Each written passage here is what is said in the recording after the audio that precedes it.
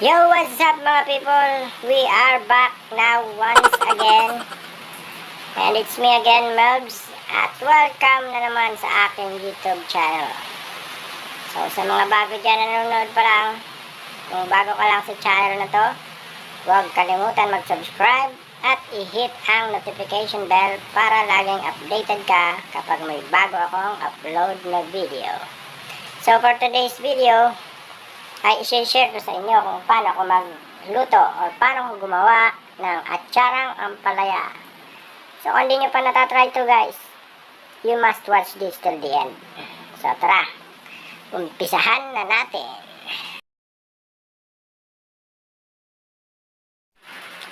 Okay guys, narito na ang mga kakailanganin natin sa pagluluto or paggawa ng atsarang ampalaya.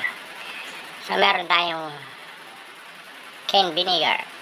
Select canned vinegar. At meron din tayong pasas, maliliit na piraso. Meron din tayong pickles, tinatad na luya, sibuyas, carrots, at red bell pepper or lara. At syempre meron din tayong red sugar or brown sugar. Okay guys, so ito na. Ready na ang isang ampalaya natin. So isang piraso lang to guys. Then i-slice na natin siya. Pero bago natin siya slice, kailangan natin ng tubig tsaka ng isang kutsarang asin. So lalagyan natin ng isang kutsarang asin guys. So makakatulong to para matanggal yung pait ng ampalaya. So sa mga ayaw ng pait dyan, gawin nyo to guys. Okay guys, ngayon simulan na natin ang pag-slice. So mas maganda guys, manipis lang ang slice para basta maganda manipis. Yun lang.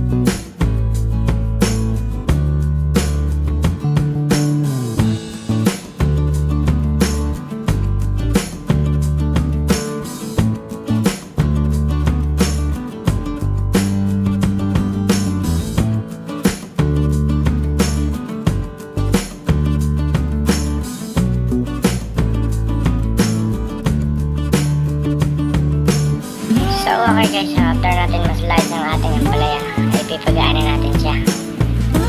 So syempre maalat yan, so kailangan na natin siyang banlawan. Yan natin mabuti. Yan.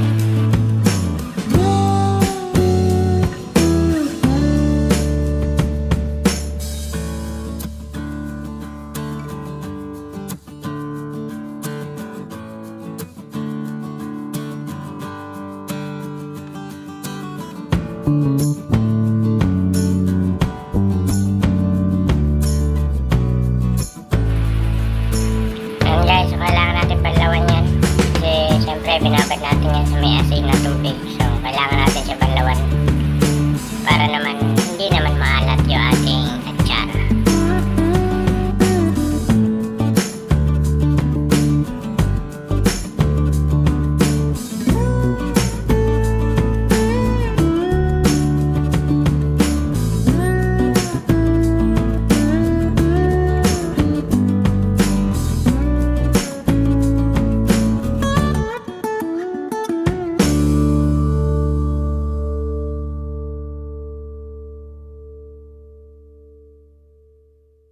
Okay, ngayon naman, prepare na natin o lutuin na natin yung mga sangkap.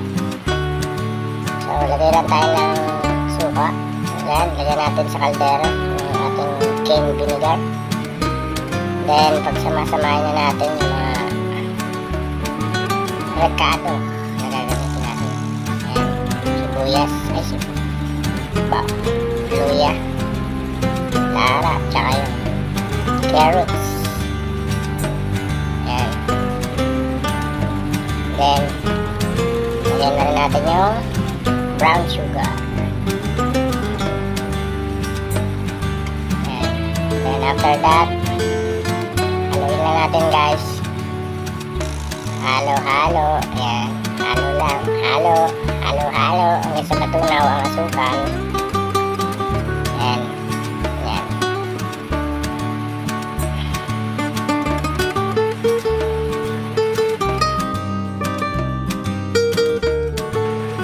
At ngayon ay isasalang na natin. Ayan. So, salang natin siya. At hintayin natin siya kumulo.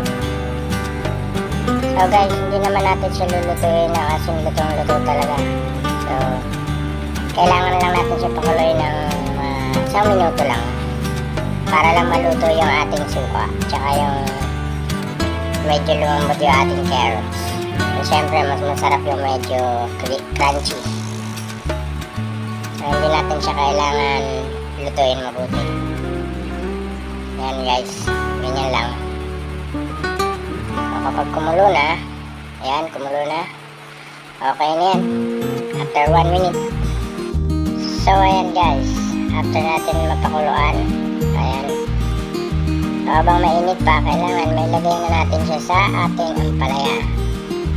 Ayan, mainit pa yan guys, bagong kulo. Mag-iingat lang tayo. Ayan, then, lagay na natin ang ating ayan, nilagay na nga. Ayan guys. So, after natin lagay, syempre haluin natin. Halo-halo ulit. Halo-halo.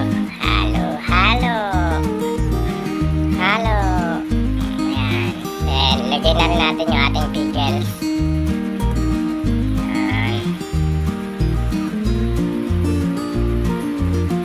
At syempre, huwag natin kakalimutan yung ating pasas. Ayan. Nalagay na rin natin yung ating pasas. So, medyo naparami lang guys yung ating suka. So, nasa sa inyo na yan kung gaano karami ang gusto niyong suka. Pero yung sa akin naparami. Medyo palpak tayo dun. So, yun na nga guys. Eto na, dito na naman nagtatapos ang ating cooking vlog. So, sana nagustuhan nyo. Sana may mga nagtyaga sa panonood nito. At sa mga nagtyaga sa panonood nito, maraming salamat.